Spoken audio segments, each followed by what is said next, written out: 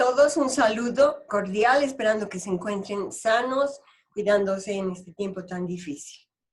Vamos a comenzar los 3 últimos capítulos de la materia, que son las biomoléculas y las macromoléculas. Empezamos por las biomoléculas y el primer capítulo de estas es el capítulo destinado a los aminoácidos y proteínas. Los aminoácidos y proteínas se llaman biomoléculas porque se encuentran normalmente en los organismos vivos. Entonces, por eso se los llama biomoléculas. Y las proteínas y los aminoácidos están ligados íntimamente porque las proteínas están formadas de aminoácidos. Si no hay aminoácidos, no tenemos proteínas, ¿no? Entonces, vamos a ir haciendo algunas definiciones. Entonces, las proteínas son biomoléculas y no solamente biomoléculas, sino que son macromoléculas. Ahorita vamos a ver un poquito más, es una definición, pero que son esenciales para vivir. Nosotros necesitamos tener proteínas en nuestro organismo, producir proteínas, ingerir proteínas para que podamos mantenernos vivos y funcionando. La palabra proteína viene de un vocablo griego que se llama protos, que quiere decir primero. Entonces, lo primero que tenemos, lo más importante en realidad, no el número 1, sino en cronología, sino lo más importante. Luego vienen otras cosas como los carbohidratos, los lípidos, las vitaminas, etc. Las proteínas son grandes moléculas, por eso las llamamos macromoléculas, que están formadas por cadenas lineales, como una cadena que nos ponemos al cuello, un collar, que son lineales, no tienen ramificaciones, de otras pequeñas que se llaman alfa-aminoácidos. Estos compuestos son pequeños, son compuestos muy simples, no son nada complicados, ni para escribirlos, ni en su química, pero se van enlazando unos a otros formando estas cadenas. Y estas cadenas forman las proteínas, como vemos en la ilustración. Todas estas cosas que vemos son cadenas de alfa-aminoácidos. Ahora, no son tan sencillos en el sentido de la estereoquímica, porque la estereoquímica de estos compuestos, como ya hemos aprendido a hacer la configuración absoluta RS, L y D, tenemos que debe ser una configuración levógira. Es decir, que deben desviar la luz polarizada en un plano hacia la izquierda. Todos los aminoácidos que forman parte de una proteína deben ser levógiros.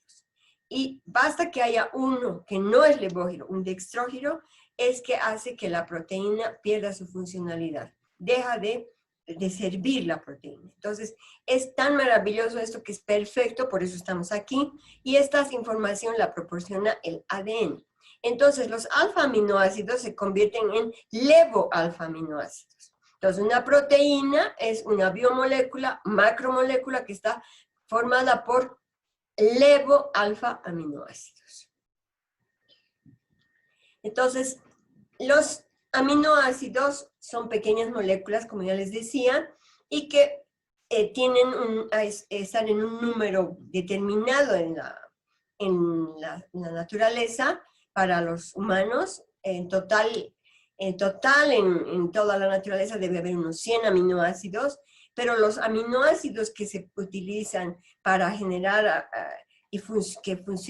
hacer funcional un cuerpo humano son 20. Son 20, aquí tenemos que son 20, ¿no? Y entre esos 20 hay una serie de combinaciones de formar esas cadenas lineales que nos hacen absolutamente funcionales en todo sentido. Aquí en las dos fotos que hemos puesto como ilustración, tenemos, miren, tenemos las cejas, tenemos las pestañas, tenemos aquí todas las membranas del ojo, tenemos la piel de la cara, tenemos la piel de las manos, el pelo y tenemos también las uñas. Todas esas cosas que les he descrito están conformadas de proteínas. De la combinación de estos 20 aminoácidos están aquí de tal manera hechas sus combinaciones que dan origen a estos tejidos, a este tipo de fibras, a esta textura, etcétera, etcétera, a las membranas, y no solamente eso, ¿no? Sino que son funcionales además. Lo mismo, órganos como el cerebro, el hígado, el corazón, están conformados con proteínas. Por eso es que de vez en cuando nosotros comemos un asado, todo, y en algunos casos comemos un cerebro, pero no de humano, ¿no? Pero podemos comer sesos, hay unos platos de sesos y cosas así. Entonces, las proteínas están en todo el organismo, en todo lugar, en la sangre, etcétera. Como dice aquí, las combinaciones dan lugar a formación que tienen toda diversidad de funciones. Forman tejidos, órganos, sangre, huesos, etcétera, ¿no? Ahora, los aminoácidos, como son 20, tienen cada uno su nombre y su estructura. Entonces, son muy largos escribir con todo el nombre, entonces se los nombra con una letra o una abreviación. Y esta está establecida ya, no se aparecen aminoácidos cada año ni nada, son esos 20 nomás que están en una tabla. Aquí les vamos a pasar los aminoácidos, pero también les vamos a mandar la tabla con sus constantes físicas más importantes y sus estructuras, por supuesto. Entonces, los 20 aminoácidos, si bien existen y son necesarios para hacer todo un cuerpo humano por dentro y por fuera y funcional, tienen dentro de estos 20, 8 que el organismo no puede sintetizarlos. El ADN no manda la información para que se hagan estos 8. Estos 8, por lo tanto, debemos nosotros adquirirlos en la alimentación diaria. No cada semana, no cada mes, sino en todo el tiempo que nosotros nos alimentamos, tienen que estar estos 8. Y si no, entonces ya vamos a ver las consecuencias en nuestro funcionamiento, en nuestro aspecto, etc., ¿no? Esos 8 aminoácidos se llaman aminoácidos esenciales. Entonces, ¿quiénes son los aminoácidos esenciales? Los 8 aminoácidos que nuestro cuerpo no puede sintetizar. Ahora, una vez que ya sabemos que se nombran por abreviaciones, letras o pequeñas siglas, entonces podemos ver que estos aminoácidos se van enlazando. Se van enlazando primero uno con uno, ese par de aminoácidos enlazados se forman con otro, etcétera, etcétera, hasta tener una proteína. Entonces, cuando se enlazan 2 aminoácidos, este se llama dipéptido. Cuando se enlazan 3, se llama tripéptido. Cuando tenemos varios, hasta 50 me parece, se llaman polipéptidos, muchos. Y cuando sobrepasan el valor de 5000 en el peso molecular, ya se llaman proteínas. Entonces, cuando se enlazan por lo menos 2 aminoácidos, este se llama péptido. Si son 2, di, si son 3, tri, etcétera, etcétera, hasta llegar a las proteínas, que son por encima de 5000 en peso molecular. Ahora, todo péptido, inclusive que sean 2 enlazados, ya tienen una función en el organismo. Entonces es tremendamente importante saber cómo se enlazan, y eso vamos a ver ya en la clase de pizarra, cuando hagamos ejercicios, que el aminoácido A y el aminoácido B pueden enlazarse A con B o B con A. No es lo mismo. Entonces, estos tienen una función en el organismo. Debemos tener todo el cuidado que se debe tener para entender los aminoácidos y las proteínas. Entonces, ¿qué es un levoalfa-aminoácido? Aquí está. Entonces, fíjense, el levoalfa-aminoácido, asumimos que esta es una configuración levógira, primero. Es un compuesto quiral, fíjense. Aquí tiene un grupo carboxilo, tiene un grupo amonio, amoniacal, tiene el hidrógeno y tiene un R. Este carbono celeste se lo llama carbono alfa y está unido a un grupo carboxílico, a un grupo amino, a un grupo hidrógeno que, fíjense, tienen el color negro. Y al último, el último enlace está unido a un grupo R que se llama resto y que puede ser un grupo alifático, puede ser un alquilo, puede ser un fenilo, puede ser un fenilo con varias cosas, puede tener una combinación inclusive de grupos carboxílicos y grupos de amoníacos, y es la única diferencia que tienen los aminoácidos, por eso hay 20. Entonces, estos 20 tienen toda esta parte idéntica y lo único que varía es el R. Entonces, es de lo más interesante, ¿ve? Por eso no hay ningún descubrimiento aquí que hacer, porque ya está descubierto, ya está establecido, ya tenemos todo para esto. No tenemos que imaginarnos demasiado. Tenemos 20 aminoácidos que tienen con esta estructura básica, y si tenemos la tabla, sabemos cada uno qué R tiene. Son compuestos polares, fíjense, son compuestos polares. Entonces tienen elevados puntos de fusión porque son cristales. Cuando aquí tiene el hidrógeno y aquí tiene un hidrógeno menos y están en estado neutro y se los cristaliza, son cristales perfectos que tienen elevados puntos de fusión y de ebullición. Cuando entran ya al organismo vivo en un medio ácido o en un medio alcalino, entonces se ionizan inmediatamente. Fíjense que el carbono alfa, al tener la carga positiva y la carga negativa al mismo tiempo, tienen la virtud de saber, de reaccionar como, o llamarse, perdón, como suiteriones. Ya saben que los suiteriones son iones que al mismo tiempo tienen una carga positiva y una carga negativa. Entran al organismo, entran al ambiente, y estos aminoácidos automáticamente se tornan como suiteriones y actúan como suiteriones. Entonces, ya hemos hablado de puntos de ebullición, puntos de fusión, de densidades, índices de refracción, solubilidad, etc. Todas las propiedades de un compuesto químico cristalino tienen los aminoácidos, estos 20. Pero tienen una propiedad que es la propiedad llamada punto isoeléctrico, o PI. PI, punto isoeléctrico, ¿no? Entonces vamos a definir primero aquí en el dibujo y luego vamos a pasar a la definición escrita. Entonces aquí tenemos una molécula de un aminoácido en un estado de suiterión. Cuando nosotros a este aminoácido, cualquiera fuera, le ponemos en un medio ácido, entonces se convierte en una especie ácida y da un pH bajo, menor a 7. Cuando al contrario le ponemos un exceso de iones hidroxilo, lo que vamos a hacer es un suiterión, que ya no es un suiterión, sino es un ion negativo, y va a adquirir una base y va a adquirir un pH mayor a 7.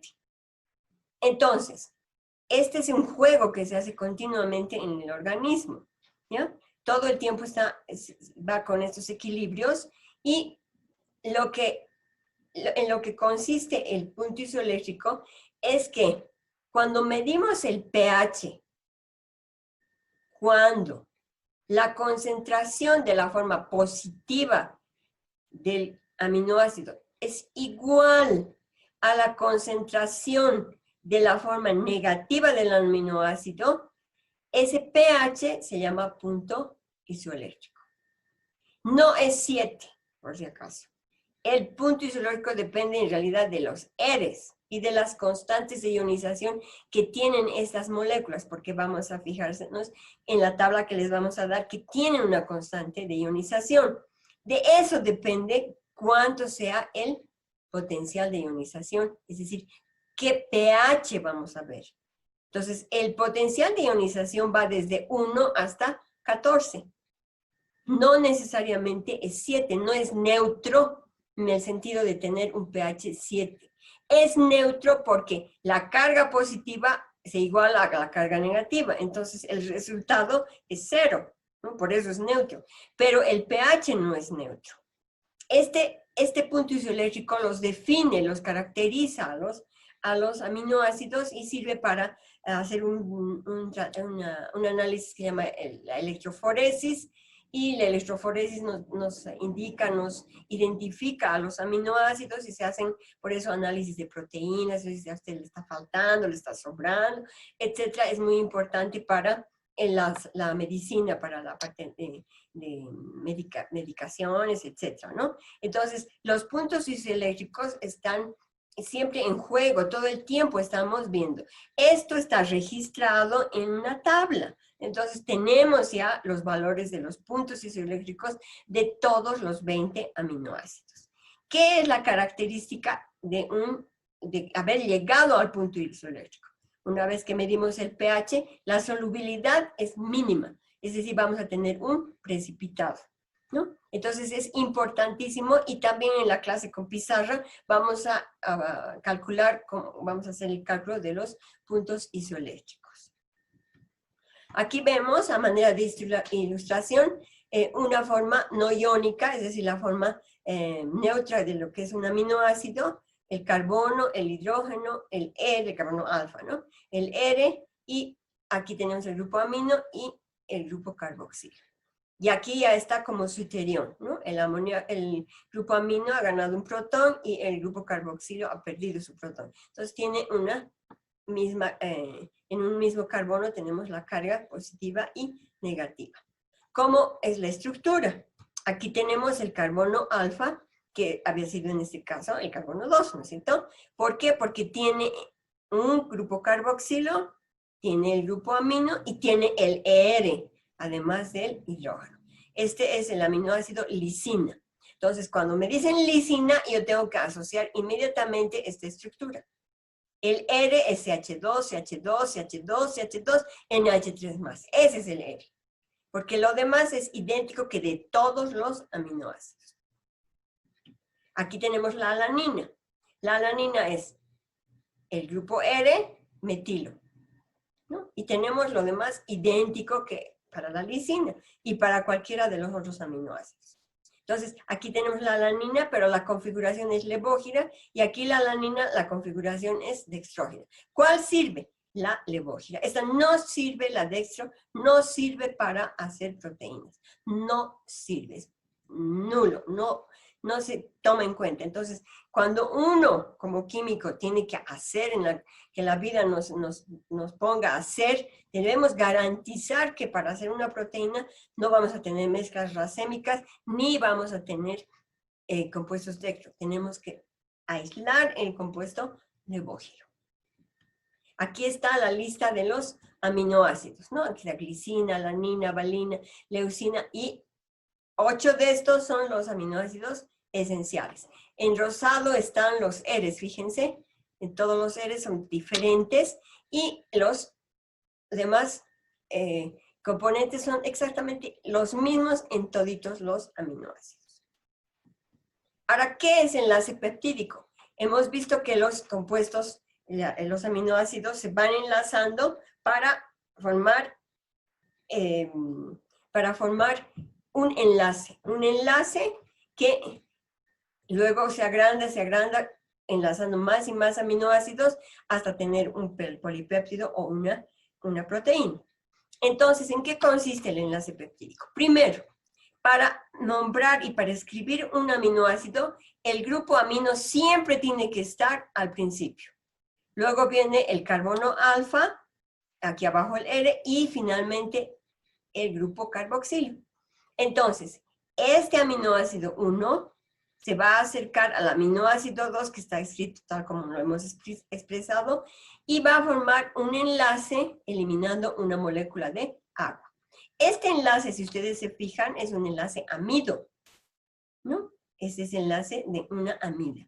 Sin embargo, como ya estamos hablando de biomoléculas y de enlaces entre aminoácidos, ya se llama enlace peptídico. Entonces aquí decimos que el enlace de 2 o más aminoácidos mediante enlaces amida origina los péptidos. Y ahora el nombre de los enlaces ya no son un enlace amido, ya es un enlace peptídico. Entonces es el grupo carboxilo del aminoácido 1 con el grupo amino del aminoácido 2. Y aquí tenemos un ejemplo. Fíjense, siempre vamos a comenzar con el grupo amino y siempre vamos a terminar con el grupo carboxilo. Y en medio están los aminoácidos enlazados por el enlace peptídico. Los restos aquí están en rosado de cada uno de los aminoácidos, y los enlaces peptídicos están en plomo. ¿Ven? En todos los casos se repite. ¿Qué está variando aquí de todo esto? Son los R's.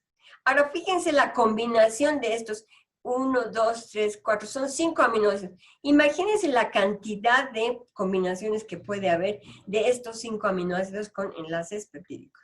Por eso hay que tener mucho cuidado con el orden de los aminoácidos. Ahora, cuando tenemos este tipo de moléculas, se dice el carbono N-terminal. ¿Qué quiere decir el carbono N-terminal? Quiere decir que es el carbono 1. El carbono carboxilo terminal quiere decir que es el último de la cadena, ¿no? Entonces vamos a hablar de eso todo el tiempo. Y esas son convenciones ya que los bioquímicos han logrado en la historia. Ahora, hemos dicho que las proteínas son cadenas de aminoácidos, levo-alfa aminoácidos. Pero hay algunas proteínas que, además de tener las cadenas de levo-alfa aminoácidos, tienen grupos que no son aminoácidos. Como en este caso vemos el hierro. Esta es parte de la hemoglobina que transporta el oxígeno en los glóbulos rojos en la sangre, ¿no? Entonces, a veces hay un metal. Por ejemplo, también la clorofila tiene el magnesio, ¿no? Y hay otras más de ese tipo. Cuando tenemos, además de la cadena peptídica, un grupo que no es peptídico, esta se llama proteína conjugada. Y ese grupo extraño se llama grupo prostético. En este caso de la hemoglobina, el grupo prostético es el hierro, ¿no? Y entonces la hemoglobina es una proteína conjugada.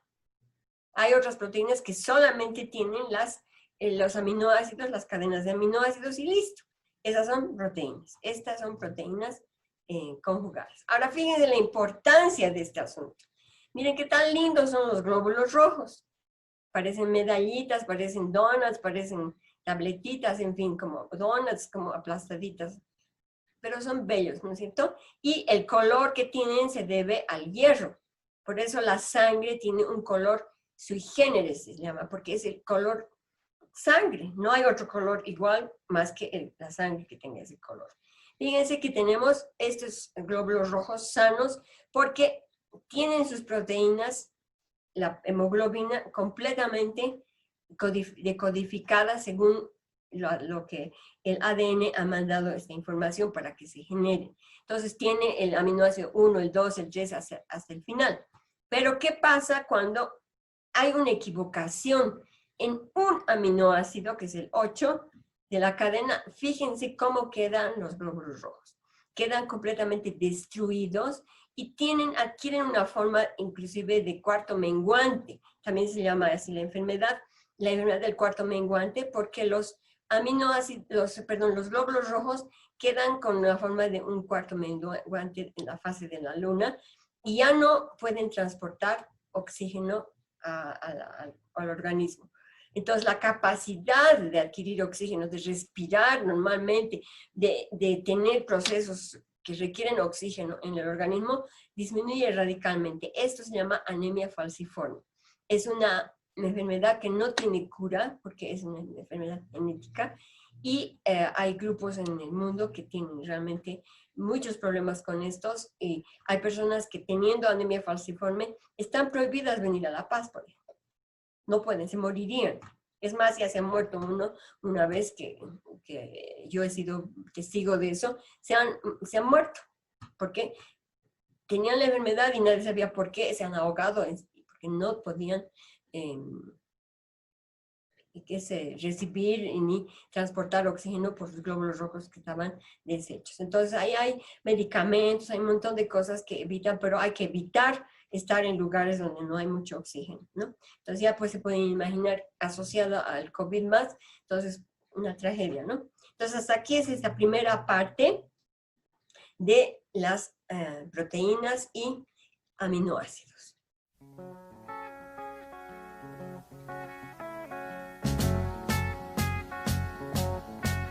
Imagine me